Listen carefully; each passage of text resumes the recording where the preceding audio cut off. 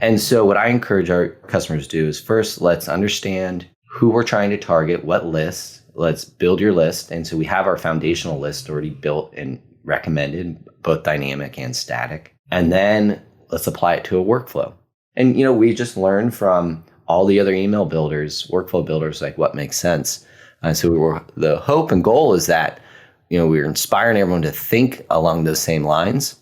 And when they get in there, let's pick your first workflow and let's test this out. Let's get going.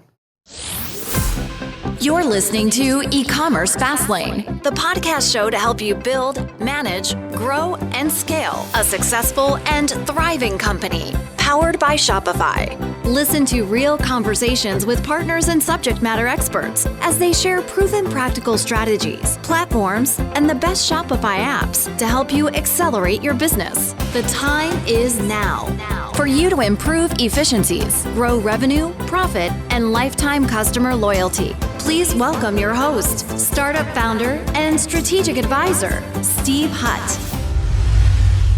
Today's show is sponsored by UPS Capital, the creators of the InsureShield app for Shopify. Now, like all entrepreneurs and marketers, you work hard for your company's reputation, but quite often there are shipping setbacks that are really outside of your control. Like think about porch piracy or packages that are damaged in transit. And shipping really has become a critical part of the customer experience, and it's essential to protect against these sorts of risks. InsureShield Shipping Insurance, which is powered by UPS Capital, is the exact solution that provides full coverage to Shopify brands, no matter the carrier. So if you ship with UPS, FedEx, or USPS, these shipments are fully covered.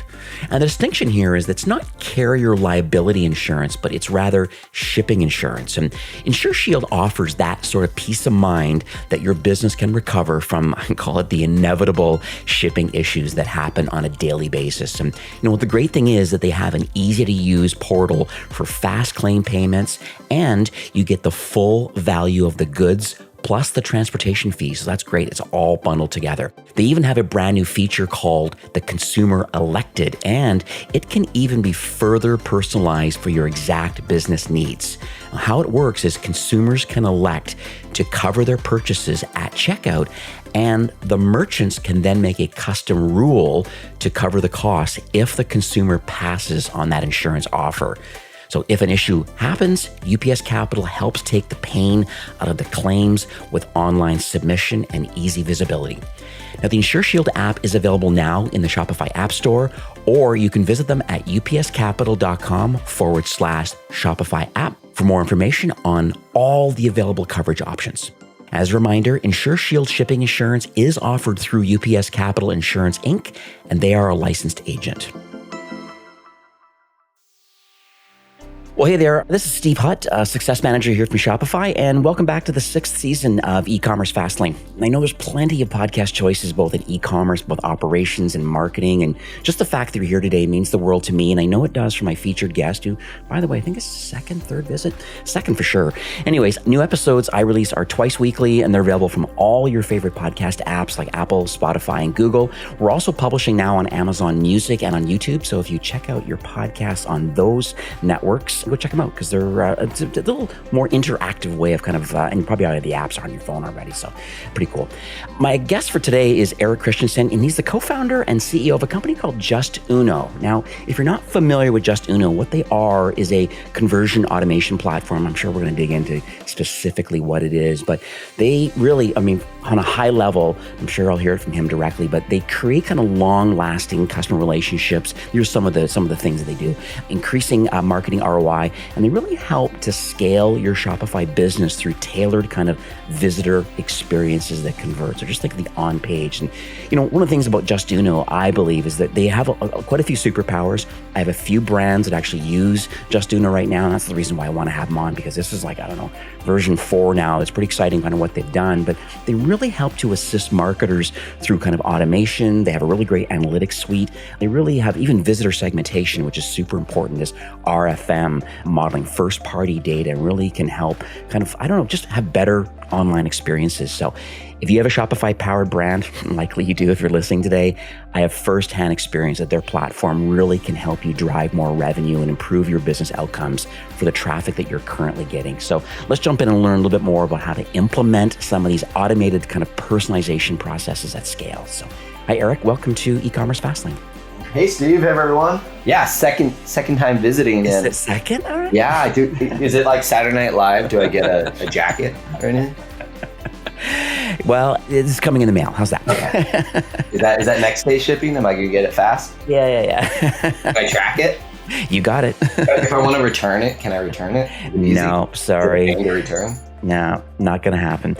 So thank you for coming on the show today. What's interesting about Just Uno is that I would call you a significant legacy partner in the Shopify ecosystem. Like I'd argue, I think you're like 12, almost 15 years kind of doing your thing in the ecosystem, really helping. And you've kind of iterated quite a bit over the years. And so I just would love to understand, number one, about Just Uno today. Like what's unique about today and some of the unique problems that you're solving for brands?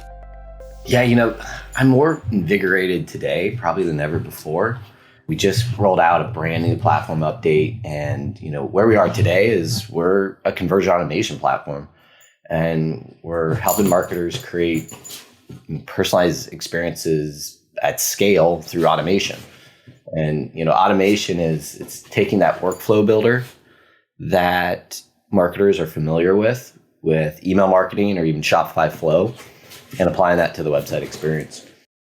So let's talk a little bit about the origin stories. I want to kind of set the stage a bit because I kind of alluded to the fact that you've been doing that. You're in for the long haul, very clearly, being in SaaS for 15 years or more, and probably other things I don't even know about. But so let's just talk about that journey a little bit about how did all the pieces come together, both, with you and your co-founder and the team. Where's the desire, the expertise? Let's encompass that kind of mindset around wanting to build this platform. Why 15 years and why you're really excited today?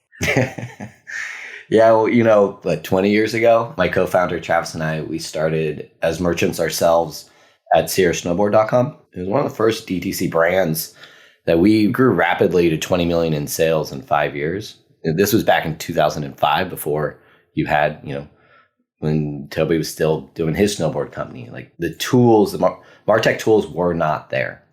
And that's what I'm excited about today is because a lot of what we experimented with back then, we're still building today.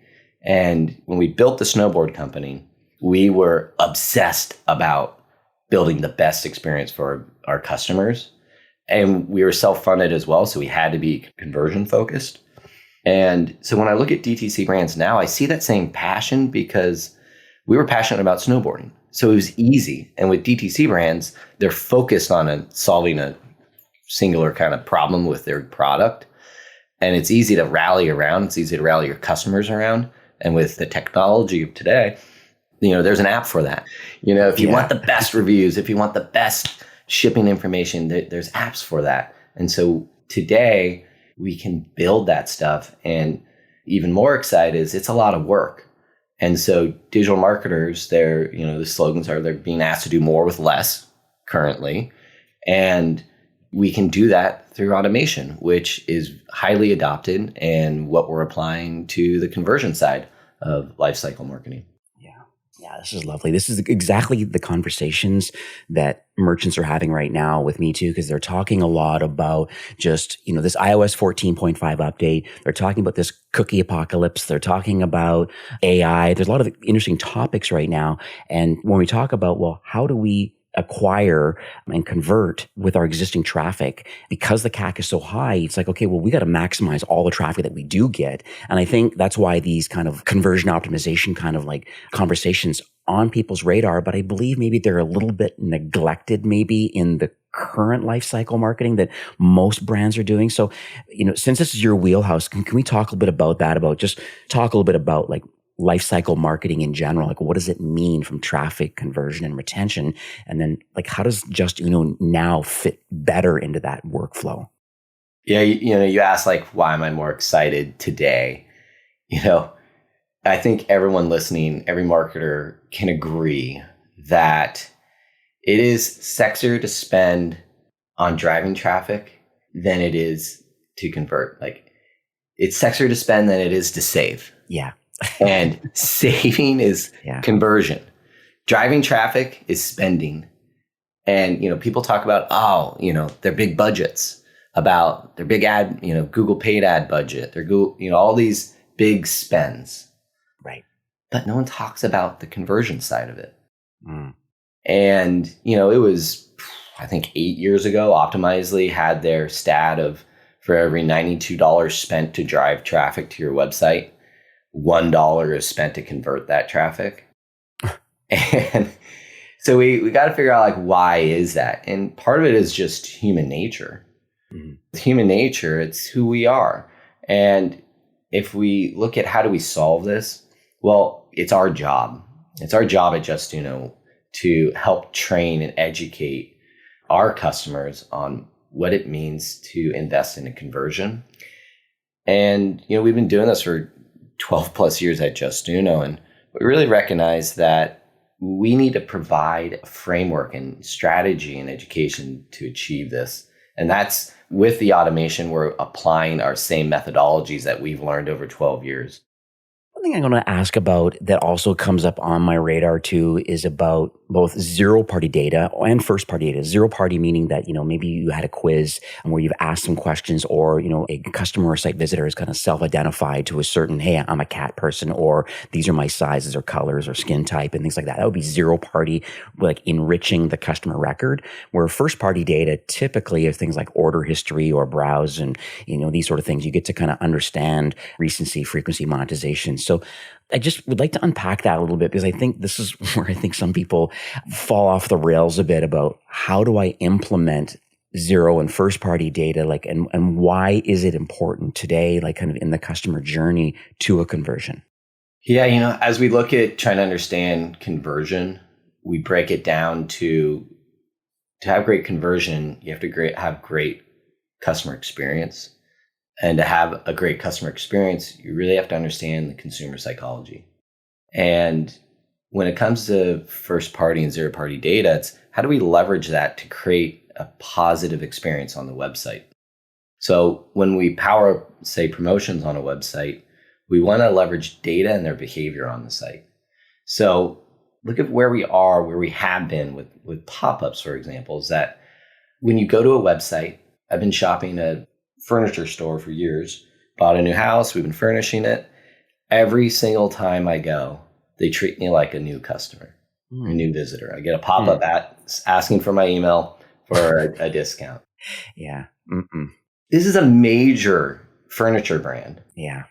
The focus on understanding what a consumer needs for their experience, we are failing. The customer experience there's a lack of focus and a lack of understanding.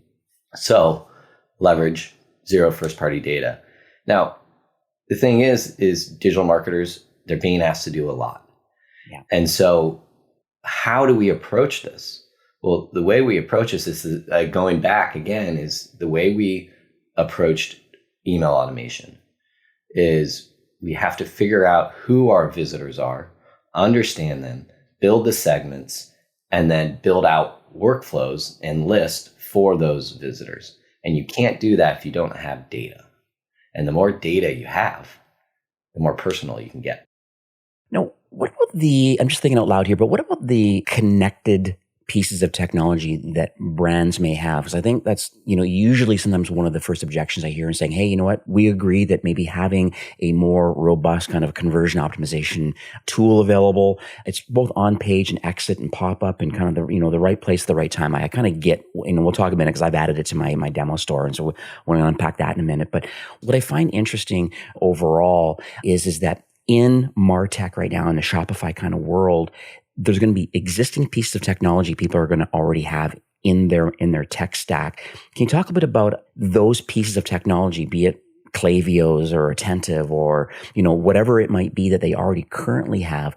Do you play nicely with these pieces of technology? And can you maybe just walk us through kind of some of the use cases as to, hey, you already have these pieces of technology. We complement what you currently already have. Yeah, it's that. Last year, the big word was supercharge. Okay. All right. Fair enough. How do you supercharge your integrations? And breaking it down, understanding your consumer needs is there's basic needs and then there's the individual, the common retail needs. So when a visitor is on your site, they're going to have questions that you need to respond to, like shipping information, return information, ease of payment, service, price, and there's an app for that.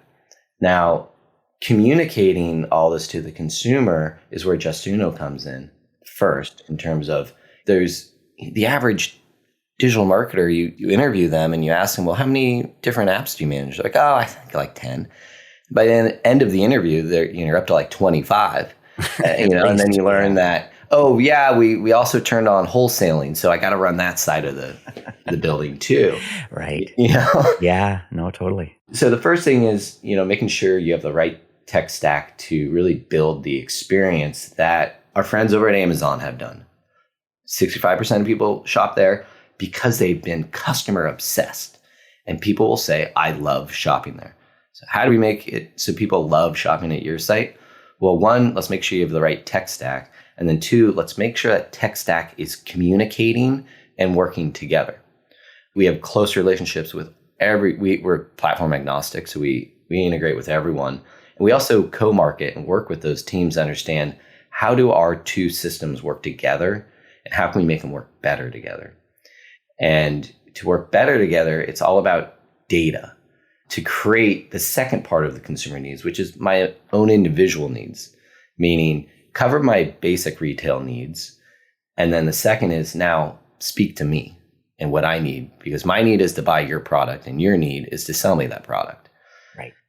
And so one example would be like with Klaviyo, when this is a basic but important one, is that if I arrive on your site and let's say I've recently implemented Justuno or any lead capture platform, we can ingest your current list. And so we have that profile on the site so that when that visitor arrives, we know we already have their email address. So we don't have to show them a pop-up asking for an email address. Like the furniture failure. Furniture failure. Ooh, I'm going to use that. Can I use that? You sure can. Yeah, because I don't think we're supposed to use their names. No, but it's a furniture failure if you're coming back and always asking for an opt-in, or every time you arrive on the site or you're clicking on another page, the pop-up is happening again. And it's just like, come on, enough's enough. Like even worst case session tracking. But in your case, you're saying, no, we'll ingest, if you have logged in experience on a retailer, you've manually opted in and or have made a purchase, so we kind of know who you are, then that experience needs to be tailored, especially if you know what they bought. Or if they've done a quiz and you have zero-party data enriched that logged-in experience, this must really open up Justuno. Yeah, and then when you look at multiple integrations, we can take the zero and first-party data we collected on that visitor profile, which we're storing, and we can send it to a multitude of integrations. I see. Whether it's your Facebook ads, your Google, suppression list, you name it, we can share it.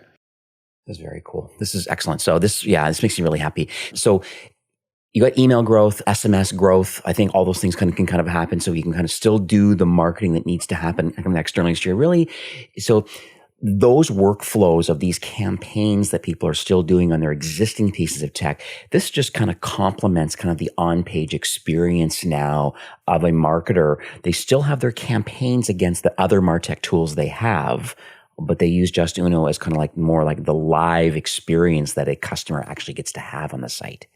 Yeah, and going back to why are we excited today is, having watched this industry grow, having launched Justuno 12 years ago, when we saw that at Sierra Snowboard, this is back when you could track Google gave you so much more information. We saw our visitors were leaving and Googling Sierra Snowboard coupon code, and we ranked up our own community forum landing page to be that page above Retail Me Not. And with that, we would update that post with our current promotion codes. And we could track them all the way through and saw they had an 8 to 11% sales conversion rate. That's what spawned us back then. Where we are today is that everyone is working towards workflows. Like workflows and automation is super exciting right now. And it's adopted and it's proven to be more efficient. But no one's done it for the pop-up. Well, until the Just Uno 4.0. Yes. Right? So, the tools available today to provide that personalized experience, what have we had to this point? It's been landing pages and maybe some button copy. And digital marketers need better tools. Today's supply chain is somewhat unreliable, and shoppers are actively seeking for options to better protect the items that they buy online. Now, our show sponsor, UPS Capital, recently commissioned research which shows that 65% of consumers would be interested in the option to request coverage for specific online orders. Now, with UPS Capital's Insure Shield app for Shopify, it's a new consumer-elected feature that can do exactly that. Consumers can elect to cover their purchases at checkout, and merchants can then make a custom rule to add the insurance in a rare case that the consumer passes on that insurance. This added protection will enhance the customer's trust and confidence in your business. It will improve your conversion rate and your customer experience. And you can now manage your shipping insurance preferences with the ultimate in flexibility. You can change the rules whenever you need to. You can file claims at any time. Now, the Insure Shield app is available now in the Shopify App Store, or you can visit upscapital.com/Shopify app for more information. As a reminder, Insure Shield shipping insurance is offered through UPS Capital Insurance, Inc., and they are a licensed agent. And now back to our episode. Well, let's talk about an actual case study live now of a brand. I mean, obviously, there's so many both core and plus brands that are raving Just Uno fans. There's no doubt about it. But is there anyone in particular that maybe I went to your case study pages and I see there's quite a few in there? Any one of note that you want to talk about? I just would like to understand their journey. Hey, they never had Just Uno. They decided to implement it. I'd just like to uncover what motivated them on their current workflow or not. And then what happened for improving efficiencies or more revenue. I'd just like to unpack a little bit of that. Yeah, BK Beauty's a Shopify customer that I know has been kind of shared out throughout your ecosystem. And that's one that the CEO, Paul, he had this epic tweet that we loved, which was, what's the most underappreciated, highest value Shopify app, and why is it Just Uno Social? That's our, I don't know why that's our Twitter handle. But nice. That was his tweet. Right. And it goes back to the story of conversion. It's not a big enough, it has not been a big enough focus because we were going back to human nature, but also we haven't needed to. The market has been so healthy and we've been able to just throw money at problems. But now that it's so critical to show growth with less and show profit, we're having to figure out how to optimize and be more efficient. And BK Beauty is working with FuelMade, with Carson, who is a whole nother conversation in terms of as we look at our service partners. And service partners have always been the cornerstone of Shopify. Yes. And it took me years to really understand that, but I get it now. We are a technology company, and we really look towards our agency partners to help us push the limits of our platform. This is such a beautiful kind of presentation of what this case study with BK Beauty and FuelMade is. We really kind of sat back and watched FuelMade push the limits. Yeah. And what did they do? They introduced, one example, what they did is they took that customer journey and they appreciated the fact that after a visitor engaged with a promotion, they didn't just stop there. They said, okay, great. Now what are they doing? Or what if they didn't engage? Or what if they engaged with the email component? Because it was a two-step where it was 10% for email and 15% for SMS, which, mind you, I absolutely love. Right now, there's such a problem with this whole email SMS thing where it says, would you like 10% off? And you give them your email. And then it goes, join our SMS list. And you're like, nah, I don't want to. No, I know. And then you close it and you don't have a code. Yeah. Well, they recognized that customer problem and they solved it by saying, first window was 10% off for email. And then they said, hey, we're going to add an additional 5% for 15%. for that. Then what they said, okay, it branched out, customer journey.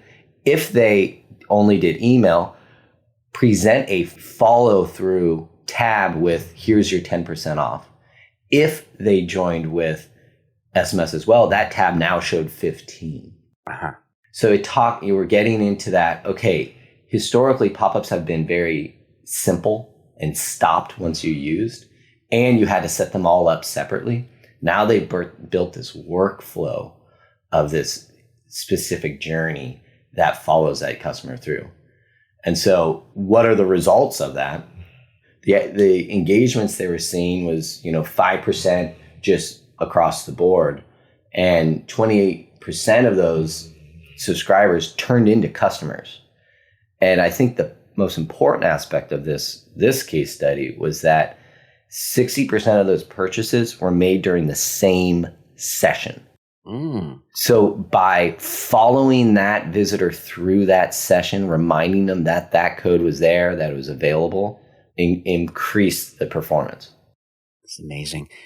And you made the comment about the email and then the SMS kind of like as the extra value add. I vaguely remember having another partner on, I think they referred to as the Trojan horse method or something. And it was so interesting. And I think even having Gatsby on, which is another, I think, partner of yours that you Brett's awesome.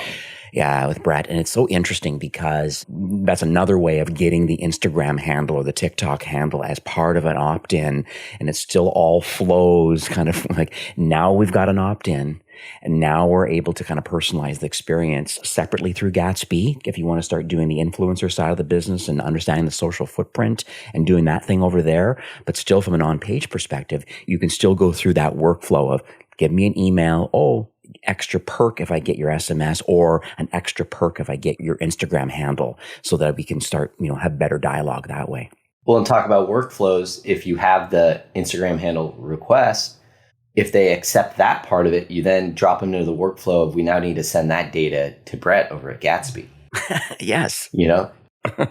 And that's where we get back to your tech stack and working why I'm like more energized is there's so many new companies popping up now. Yeah.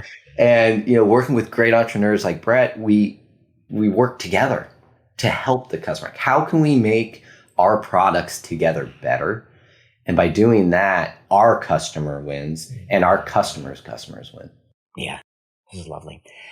Okay, I want to talk about the app itself. So I see that it is a reinvigorated, brand new kind of entry in the Shopify world. You've been around for a long time, but I think it's because of the complete rethinking and reiteration of, I'm going to call it 4.0. And so we have a nice, new, fresh kind of instance now in Shopify. And hence why we're here today. We're really here to kind of publicly announce the fact that it's available and what it does and why it's different maybe than the legacy version that's been out for a long time. And so I went in, I added the app, like I said, to my demo store, which at some point will be a live instance. It's a very interesting kind of workflow. And maybe can you walk us through a little bit about I know we don't have video on right now, but it just would like to understand the onboarding process of what can people expect when they add the app? And then what's the kind of the self-serve model of going through the steps? And then after ingesting all of this data, is there a little bit of hand holding or some best practices and stuff like that about how to maybe these are table stakes, you should do X, Y, and Z now that things are running? Yeah. So we took 3 years to rebuild Justuno. Yikes. And a year and a half in, we had our MVP, but we didn't want to go public with it because we weren't happy. So we took another year and a half to just continue to tighten it down. And through that experience, what does that mean? Well, this new platform, it removed operational barriers so we could, as a company, can be more efficient. So with our new code base, we can iterate much faster and roll new products out, which is super exciting. When it comes to being a product-led company, that is something we've always prided ourselves on. And now we can really get back in the driver's seat of that. So that's one of the main things. And the second is just like the Shopify user, it's with the App Store, what's so fantastic is you can add apps left and right really quick. And the average consumer I don't have to tell anyone here, you might hear about an app or you hear about a solution. So you look at the different solutions and you can install multiple and test them out. Right. When you add Justino today, one, yes, there's no reviews right now, but that's because it's brand new. We've been around for 10 years in the Shopify App Store. Yeah. So please, I noticed would that. love, the reviews are great because we can get feedback too that we can roll back into the product. So please, love your reviews in there. When you install, you're going to get your basic embed code in. Highly recommend the conversion code to add. That's a secondary one. But as you get into the app, onboarding, I was just at a dinner and lead of product for Hassan was there, and we were talking about the onboarding experience. And his comment was, it's a race to go live, which isn't new for apps, but Yeah. this onboarding experience and this educational experience is something we've taken to heart. And my head of product, Robbie, he learned Webflow all by himself, which is a website application builder. And I said, we need that. He taught himself through the training videos inside the app. Wow. And so just small notes, like we're trying to build scale ourselves through education within the app. So when you get in there, the videos, there's a whole video section on the left side nav, front and center for every section. It's all about learning. But when you get in, what's different is think about when you first got into, say, HubSpot or Klaviyo, and you were really excited about building your email automation workflows. You didn't build them all out at once. You kind of found your core foundational ones and built those in. And so what I encourage our customers to do is first, let's understand who we're trying to target, what lists. Let's build your list. And so we have our foundational list already built and recommended, both dynamic and static. And then let's apply it to a workflow. And we have the most popular standard workflows in there to encourage people. And, we just learned from all the other email builders, workflow builders, like what makes sense. So the hope and goal is that, we're inspiring everyone to think along those same lines. And when they get in there, let's pick your first workflow and let's test this out. Let's get going. Yeah. I love it because I'm in there right now, and I love under new workflows, and you have, in more than 20 different categories of kind of pre-designed workflow templates that are in there. I just sorted by most popular, but you can go anyway, increasing AOV or announcements and age verification, depending on if you're in a regulated market, just regular kind of table stakes of like capturing leads. If it's just email and SMS or Instagram handles, all those sort of things, contests, exit intent, like gift with purchase. There's quite a few things, even like other different promotional offers and things. There's a lot in here. I even see you put, there's a blank workflow to kind of make it easier to drag and drop and kind of add your own graphics and things like that. And even some holiday opportunities in here too. I think is great too. It gives some inspiration to brands and saying, hey, what's coming up? Easter. Are we going to do some kind of an Easter promotion? Maybe. Okay, well, let's go in there and take a look. Or can we reskin something from a different holiday? But it just keeps it top of mind because it's basically drag and drop and it's ready to go. Well, Steve, if you notice, there's something really new and different in here that I'm really proud of is the partners section. We ourselves are a self-funded bootstrap company. And so we're always looking to see how we can grow ourselves. And I love crowdsourcing and leverage what you have. So what we've done is we've introduced our partner workflows and designs where all these incredible agencies we work with, we encourage them to share their workflows and their designs. And it's a win-win for everyone. So it's not just Justino building this, it's the entire industry is adding to this template gallery. Yeah. And so that's what I can't wait to see what, as we continue to build this, we already have partners building these insane workflows. It's like, where could this go? Yeah. And then one last thing that I want to talk about inside here, and before I kind of pivot to kind of like the future of the product, but it's just like, I noticed there's a section, and I believe it is called, I'm just clicking on it right now, but it's under the audiences side. And what's interesting I'm seeing here is about these unidentified visitors or identified visitors or people that have, or cart abandoners. So it's interesting. Can you talk a bit about what these segments are and because there's tabs about like profiles and properties. I'd just like to understand the dynamic versus static and kind of what does it mean for these segments?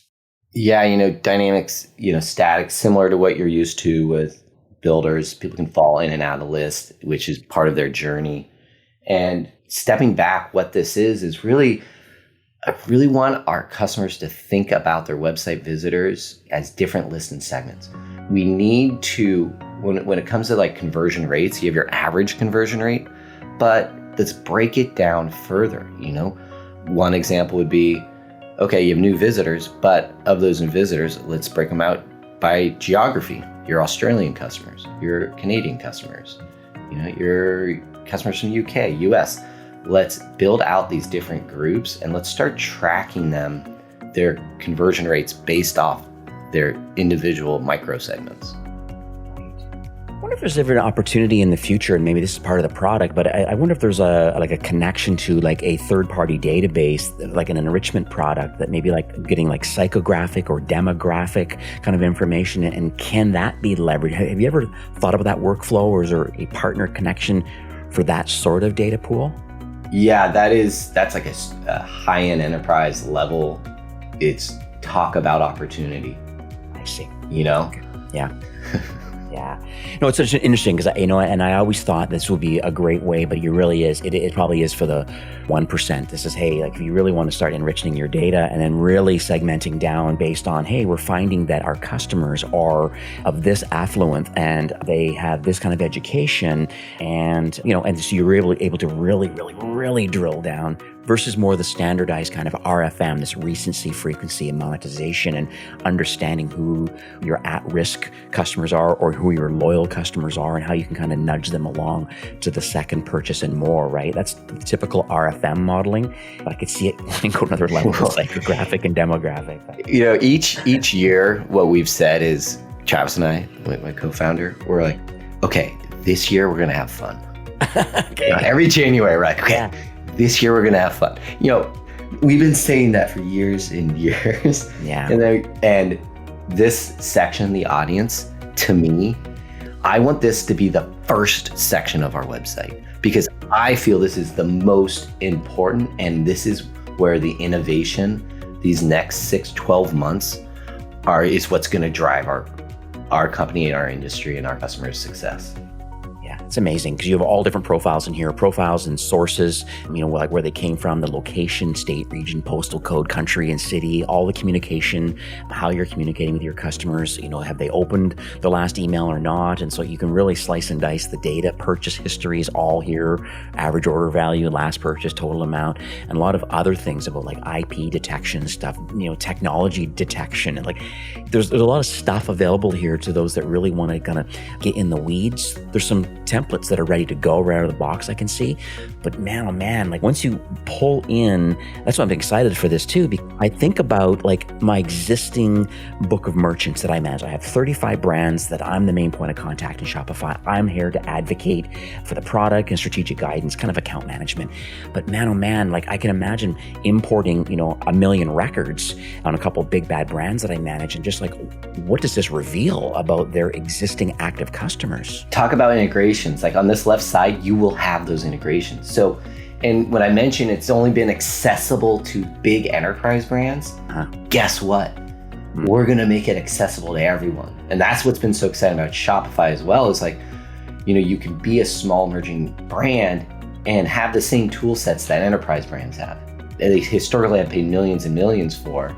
And so we're going to bring that to the masses. I love this. So we are kind of nearing the end of the show for today. I don't know if you have any kind of closing comments, or we'd just like to understand, like, where's the product today? Like, we kind of understand the bulk of it, but like, where do we see it iterating? Is it really the community advancement of these audiences and then the designs and things from the community and the agency world? I just want to kind of sum it up, I guess, and kind of what your feelings are based on this recording. Yeah, I mentioned kind of my excitement levels, but this platform's new. It's built off a framework of 12 years of experience. But what we've introduced, it's been the adoption we've had from our service partners who really get it and have been fighting and building and implementing CRO services within their own agencies. But, the message I hear from every agency I talk to is, we love your platform, we love your software, your team. We really need help beyond the first 3 months. And it's that, how do you be successful after the foundational basics? And that, I think, is the real story, is how do we help our service partners, our customers, and our own team understand what to do beyond the basics? And to me, it's a wide open game that we're working to solve. Yeah, this is lovely. I love it. I'm just so excited for you. I'm proud of kind of what you've built. And it's just like, I know we chatted kind of before recording today, but it's just like, it almost appears to me like, you're doing what I'm doing, kind of silently working on this thing kind of like for 3 years and iterating on it. And really, it's just like, I believe you're building something very unique. I think you're democratizing the fact that this is supposed to be for the 1% or the 5% in the enterprise world. It's not. It's available for everybody now. It's affordable. I went to the App Store. You have a 14-day free trial right now. It's extremely affordable. It's all based on number of kind of records and traffic and things. So it's so interesting that it can fit for everybody. And if anything, it helps build a business acumen, a marketing acumen, saying, hey, here's some best practices. Here's what you should be doing. But oh, by the way, if you're going to start getting creative and you want to get involved in our community, and we should pitch your podcast, by the way, too, because I'm sure there's some education around your podcast, too, that could help people with this tool. So yes, the Conversion Show, it's live. All right. So tell us more about it. Where can they, is it like available everywhere? And it's called The Conversion Show? Yep, theconversionshow.com. We don't have 300 episodes quite yet, Steve. Okay. Congratulations. But no, for me, it's time for The Conversion Show. People are excited about talking about how they can optimize and be more efficient, grow their business. And, no better way to become more profitable than to optimize. So we're bringing on a lot of industry people, a lot of successful retailers. I've built up over the last 15, 20 years. Yeah, this is lovely. Yeah, I can't believe it's taken me this long, but we've just been so heads down. But, recognizing that I want to be that guide to conversion. When you think conversion, think Justuno, think Erik, and we're going to all together really learn and apply new methodology. Lovely. So theconversionshow.com, where you can search for it probably on Apple and Spotify. I'll put that in the show notes for sure. Yeah, I just wanted to thank you for coming on the show. I know we had a special offer for those listening today. You're saying, hey, if you like what Erik has to offer, you appreciate the fact that there are ways at scale to be able to have a better conversion rate and understand your customer journey better through your existing tech stack in partnership with that, but also kind of through their own platform, kind of what their recommendations are. If that, is something that's of interest to you, and I think it likely will be, maybe Erik, you can kind of share kind of the next steps to get this kind of 30% off, I understand. Well, of course, we have the code as Fastlane30, which, wait, I got to think, we can't be the only ones that use Fastlane30. We might need to come up with a more unique code, huh? Well, eventually enter the code, but yeah. I often will just guess codes when I'm on sites. So I would head to eCommerceFastlane.com/Justuno, Justuno. Okay. And find yourself that code. Yeah, that'll redirect. It's going to your landing page. But yeah, Fastlane30, and then you can kind of go down that journey of adding the app. Like I said, I did this morning just before recording. It's a very simple process, very impressive platform. The customer experience, the UI, UX around it is quite interesting. I haven't watched the videos yet, but there's a full video tutorial section about overviews and experiences and designs and what the audience is all about and analytics. And it's pretty exciting. So there's lots of meat in here. And like I said, a couple of weeks to kick the tires and see if this is right for you. But on the flip side, though, very affordable plan based on your size and complexity, then 30% off the platform. So thank you, Erik, for coming on the show and sharing today. I really appreciate it. Yeah, thanks, Steve. Thank you, everyone else, for listening, too. All right. Have yourself a great day and best of luck on your new podcast. All right. Take care. All right. Bye-bye. Well, that's it for today's episode. I'd like to thank you personally for being a loyal listener of eCommerce Fastlane. It's my hope that this podcast is offering you a ton of value through growth strategies, tactics, and exclusive insider tips on the best Shopify apps and marketing platforms, all with my personal goal to help you build, manage, grow, and scale a successful and thriving company powered by Shopify. Thanks for investing some time today and listening to the show. I'm so proud and excited that you have a growth mindset and are a constant learner. I truly appreciate you and your entrepreneurial journey. Enjoy the rest of the week and keep thriving with Shopify.